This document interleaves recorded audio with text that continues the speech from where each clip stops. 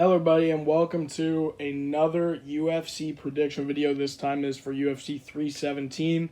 I've been making these weekly for the full month of June since I started the channel. So we have 316, 2 fight nights, and now UFC 317, the long-awaited mega card of the month. It'll be taking place in T-Mobile Arena, Las Vegas, Nevada. This is the 15th numbered card at the T-Mobile Arena. This is the first time they'll be back in Las Vegas since UFC 313 for Alex Pereira versus Ankalaev back in March of this year. It'll be starting at 6:30 p.m. tomorrow, so let's jump right into it. If you haven't been here for a video before, we start with the main event and end with the beginning of the prelims, so let's get into it. The main event of this card will be Ilia Topuria taking on Charles Oliveira for the vacant lightweight title. We saw the standoff yesterday, and they showed they are not as far apart in height as some people are trying to say. There was also a theory that Ilia was using high heel or type of heel shoes to increase his height for the standoff. That has also been debunked on Twitter as well. The odds walking into this one, Topuria is minus 500. He's the big favorite. Oliveira is plus 350. Back-to-back knockout wins for Ilia versus Volk and Holloway. Two huge wins on his resume in recent memory. Before that, it was a decision win to Josh Emmett, which is actually his only time going the distance in his professional career, funny enough. Ilia's undefeated. A lot of people know about Ilia's story, 16-0. This would be double champion status. Some people say Islam was ducking him. He said, fuck Islam at the press conference, which was awesome. 5 knockouts, 1 submission in his UFC career. And a fun fact about Ilia, has never thrown a body or head kick in his pro career. Now let's hop into Du Bronx. Charles Oliveira, 46 professional fight. What? Those numbers just don't get hit often. And especially at the caliber that Charles has been fighting. Let's talk about his recent fights. 2-1 in his last 3. Last loss was to Arman at UFC 300, a memorable one. Charles is 5'10" compared to Ilia's 5'7". Ilia is 7 years younger at 28 compared to Charles' 35. Topuria lands a lot more per minute, but Charles is definitely the more accurate striker. And I'd say they're very similar in wrestling threats. Emphasis on the word wrestling. I'm not saying grappling. I'm not saying ground control. In wrestling, takedowns, offensive wrestling even, if you want to break it down, I would say they're similar. The issue is Charles has the clear submission advantage. And I've seen this point. This was from Marshall Lobster. I actually saw this. If Ilia follows Charles on the ground after wobbling him, like Justin Gaethje did with his 2 knockdowns in their fight, who says Charles doesn't submit him? Who says that Charles Oliveira can't submit Ilia Topuria? I mean, I know he's good on the ground and such, but we're talking about Charles Oliveira, the man with the most finishes in UFC history here. Charles definitely, like I said, has the submission advantage, but Ilia has the touch of death, it seems. He has the clear advantage in knockout power. I couldn't see Charles knocking out Ilia. I've seen the odds for that as well. They're pretty up there. I don't think that one's happening. My official prediction for this fight is going to be Ilia Topuria round 2 knockout. If you've seen, he's never gone past the 3rd round besides his fight with Josh Emmett. And we've seen, everybody wants to bet against Topuria. Everybody wants to say, no, this legend, he's the legend killer for a reason. I couldn't see Charles really, unless he gets a submission, unless he gets him on the ground. But I don't see Charles getting a decision win over Ilia. And maybe I'm wrong there, but maybe that's an adventurous take I'm making. But I really see Ilia, maybe not even flatlining, but definitely TKO, knockout, definitely over Charles Oliveira. A new double champ. Maybe he calls out Islam. I'm very interested to see who he calls out. Paddy Pimblett will be in the crowd. We could see a face-off in the cage there. Justin Gaethje has been rumored because he is only accepting a title fight as his next fight. Who knows? This fight could either be... I will just say this. The Volk and Holloway fights were very entertaining for me. They were very fun fights. They ended in very interesting ways. Like, the knockouts were both very different and very cool. I think this fight, no matter what happens, is going to be memorable. I don't think this is going to be like any of the other main events we've had as of late. Ilia Topuria, round 2 knockout, book it. Ilia Topuria is the new technical double champ, but he's the new lightweight champion. Moving on to the co-main for the flyweight title, Alexandre Pantoja defends his belt against Kai Kara France. This has been one that's been in the making. They both fought in TUF, the Ultimate Fighter, where Pantoja won. Walking into this, Pantoja's minus 250, Kara France plus 200. The winner has been announced to fight the winner of Royval versus Van, which is also on this card, so quite interesting there. This would be Pantoja's 5th title defense in a row if he gets it done. He has won his last 7 fights and hasn't lost since July of 2020. Kai Kara France coming off a knockout win against Steve Erkseg, a man that on short notice brought Pantoja to decision. 3 knockouts in the UFC for KKF, 12 in his pro career at flyweight. How? Pantoja is a little bit taller at 5'5". KKF is a little bit younger at 32 compared to 35. And the reach advantage is also in Kai Kara France's favor. 69-inch reach compared to 67.5 for Pantoja. Striking-wise, they landed about the same rate. Pantoja is surprisingly more accurate than Kai Kara France. One thing I will say, one of the biggest outliers that not enough people are talking about, Pantoja is the much better wrestler. I'm not saying that Kai Kara France's wrestling defense is anything to sneeze at, but what I'm saying is Pantoja is the better wrestler. It's kind of almost the same type of thing. With Charles is the better fighter on the ground, Pantoja is the better wrestler here. If Pantoja utilizes his wrestling, this is going to probably go the distance, and I wouldn't be shocked if Pantoja used it for a lot of the fight. But if Kai Kara France can make this just a brawl, can keep him off the ground, this gets much more interesting. KKF could catch a big shot, could be lights out for Pantoja, new flyweight champion, or Pantoja gets rid of one of the last real contenders in this division. I'm not sure where he even goes from here. Of course, the Royval Van, but after that, I mean, the options are limited. Pantoja has ran through this division thus far as the second longest reigning champion in the UFC at the moment, besides Islam, but I guess his belt isn't his anymore, so whatever. My official prediction: Pantoja wins in an all-out war. There's wrestling, there's striking, there's grappling, there's everything in this fight. Alexandre Pantoja by decision. Book it. The next fight on the main card, and one that I am so excited for, Brandon Royval takes on Joshua Van. Royval, at the moment of writing this, has even odds. Van is minus 120. And like I said before, this is a number 1 contendership fight for the winner of Pantoja and Kai Kara France. Starting with Brandon Royval, 2-fight win streak, both won by split decision. Very interesting. Last loss was in 2023 to Pantoja, so he wins this fight. He gets the rematch with Pantoja, which is for an interesting fight. And then on Joshua Van's side of things, 4th fight since December for Joshua Van. 4-fight win streak walking into this. Van is on a 21-day turnaround. He fought this month. He fought at UFC 316, so he's going from 16 to 17, 21 days, about 20 days and some hours with the math. This is a very interesting fight. Royval is 4 inches taller. We saw him poke fun about that on Twitter because someone said that in a not the smartest way. Van is 9 years younger, which I think will be a significant advantage. He's only 23 years old. A lot of people think the expertise from Royval is going to win him this fight. I think Van is going to show his youth here. Van doubles Royval's striking output with 8.2 significant strikes landed per minute. 8.2. Since I've made this channel in the last 4 weeks, he has the most significant strikes landed per minute of any fighter that I've talked about. Royval is 10% more accurate. Odds don't make a lot of sense to me, honestly. I would expect Royval to be a much bigger favorite.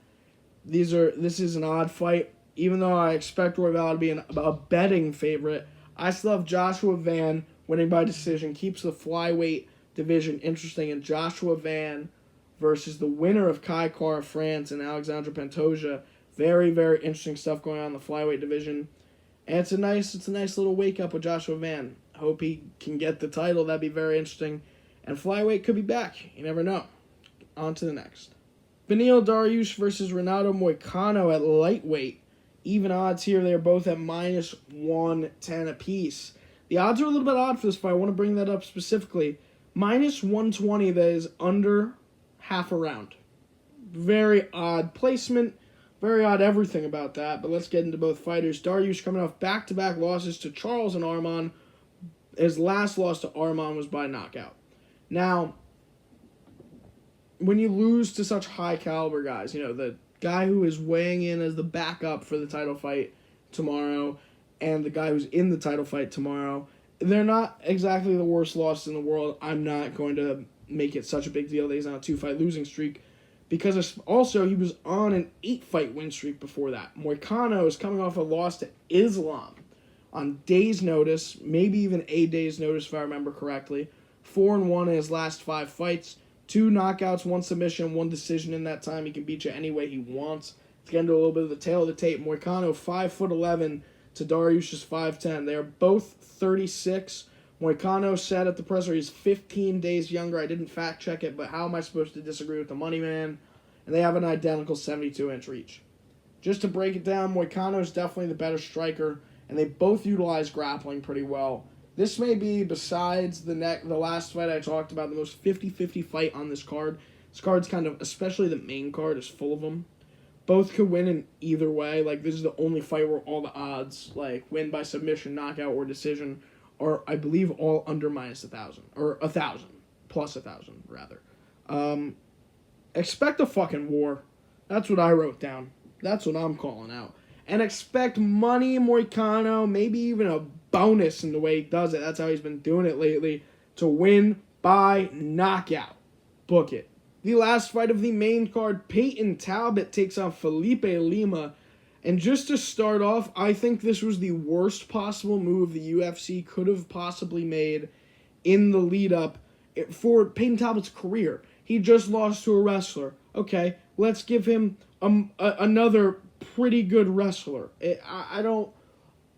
Like in boxing, they give you a few cans to fight. I understand not wanting to do that fully, but this could be the exact same story we saw last time, and that's why the odds are a lot different than last time. It was one of the biggest upsets that I've ever seen in UFC history when Raoni Barcelos fraud-checked Peyton Talbot.